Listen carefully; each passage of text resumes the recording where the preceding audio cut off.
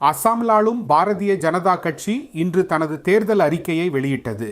அதை வெளியிடுவதற்காக மத்திய நிதி அமைச்சர் நிர்மலா சீதாராமன் அவரே இங்கு வந்திருந்தார்.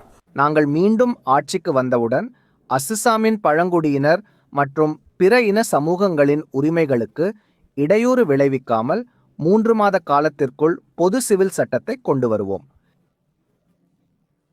லவ் ஜிஹாத் மற்றும் லேண்ட் ஜிஹாத்துக்கு எதிராக ஒரு கடுமையான சட்டத்தையும் நாங்கள் கொண்டு வருகிறோம்.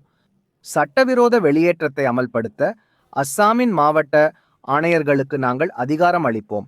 சட்டவிரோத குடியேறிகள் வெளியேற்ற சட்டம் 1950. இதன் மூலம் ஒரு மாவட்ட ஆட்சியர் மாவட்ட மாஜிஸ்திரேட் 24 மணி நேரத்திற்குள் ஒரு வெளிநாட்டவரை வெளியேற்ற அதிகாரம் பெறுகிறார். நமது வனநிலத்தில் நமது நிலத்தில் உள்ள சட்டவிரோத ஆக்கிரமிப்பாளர்களுக்கு எதிராக நாங்கள் முழுமையாக ஒரு சட்ட போராட்டத்தை கட்டவிழ்த்து விடுவோம் மற்றும் கடைசி அங்குலத்தையும் வெளியேற்றுவோம். பங்களாதேஷ் ஊடுருவல்காரர்களிடமிருந்து கடைசி அங்குல நிலங்களையும் பாதுகாப்போம்.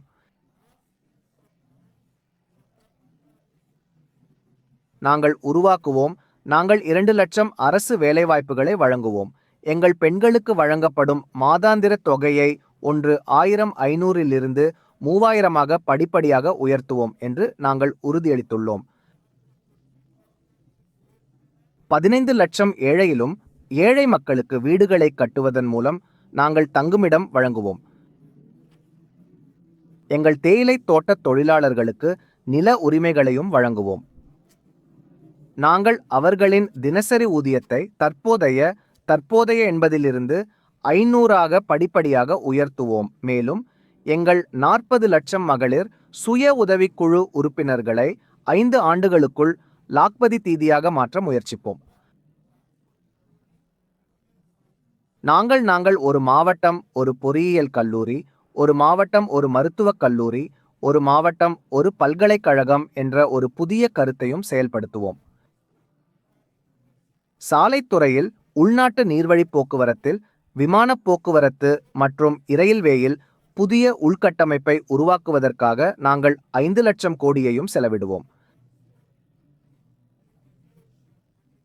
ஆக சுருக்கமாக சொன்னால், அஸ்ஸாமை ஒரு சார்பு மாநிலமாக வைத்திருப்பதற்கு பதிலாக இந்தியாவின் வளர்ச்சி பாதையின் பயணத்தில் அஸ்ஸாம் ஒரு பங்களிக்கும் மாநிலமாக இருக்கும் நிலைக்கு நாங்கள் கொண்டு செல்வோம்.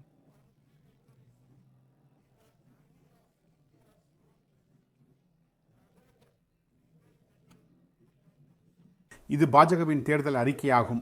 காங்கிரஸ் பார்ட்டி தனது தேர்தல் அறிக்கையை வெளியிடும் நேரத்தில் மிகப்பெரிய அறிவிப்பை பெண்களுக்காக வெளியிட்டுள்ளது. நான் உங்கள் முன் 5 உத்தரவாதங்களை அறிவிக்க உள்ளேன். எந்த 5 உத்தரவாதங்கள்? ஒவ்வொரு பெண்ணின் வங்கிக் கணக்கிலும் நிபந்தனையற்ற மாதாந்திர பண பரிமாற்றம், அன்கண்டிஷனல் மந்த்லி கேஷ் டிரான்ஸ்ஃபர்.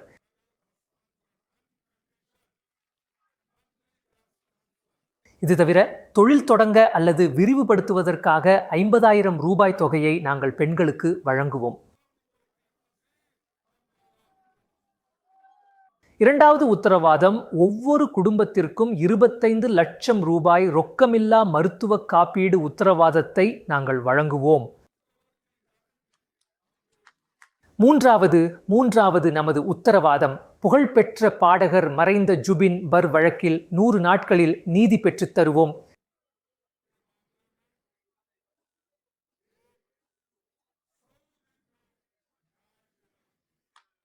நூறு நாடுகளிலே நாங்கள் அவர்களுக்கு நீதி பெற்றுத் தருவோம். மேலும் நமது 4வது உத்தரவாதம் என்னவென்றால், பூமி புத்திரர்களாக இருக்கும் 10 லட்சம் கிலோஜினியாக்களுக்கு வருடாந்திர பட்டா வழங்குவதற்கு பதிலாக நாங்கள் நிரந்தர பட்டா வழங்குவோம்.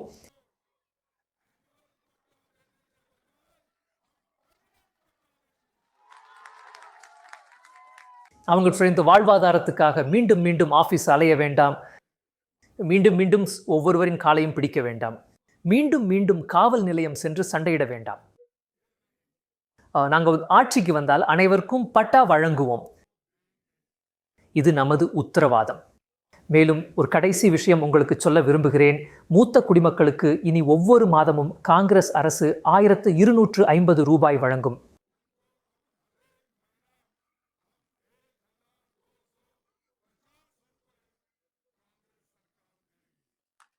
எவ்வளவு? 1250 ரூபாய். இது எங்கள் வாக்குறுதி. இனங்க உங்ககிட்ட தருவோம். எல்லா முதியோர்களும் இருக்கிறார்கள். மேலும் எங்களுடைய பார்டர் ரீஜன் ஆஃப் மேனிஃபெஸ்டோ என்ன? இளைஞர்கள், விவசாயிகள், சிறு தொழில் முனைவோர், தேயிலை தோட்டங்கள், தொழிலாளர்கள், பெண்கள் என அனைத்து தரப்பினரையும் நாங்கள் கருத்தில் கொண்டுள்ளோம். ஒவ்வொருவருக்காகவும், தொழிலாளருக்காக, விவசாயிக்காக, பெண்ணுக்காக, குழந்தைகளுக்காக, இளைஞர்களுக்காக எங்கள் மேனிஃபெஸ்டோவில் நாங்கள் சலுகைகளை வைத்துள்ளோம். இருப்பினும் காங்கிரஸ் பார்ட்டி கூறுவது என்னவென்றால், அவர்களால் மேலும் சில வாக்குறுதிகள் வரவிருக்கும் 2 முதல் 4 நாட்களில், அதாவது தேர்தல் பிரச்சாரம் ஏப்ரல் 7ஆம் தேதி முடிவடைவதற்கு முன்பு செய்யப்படும்.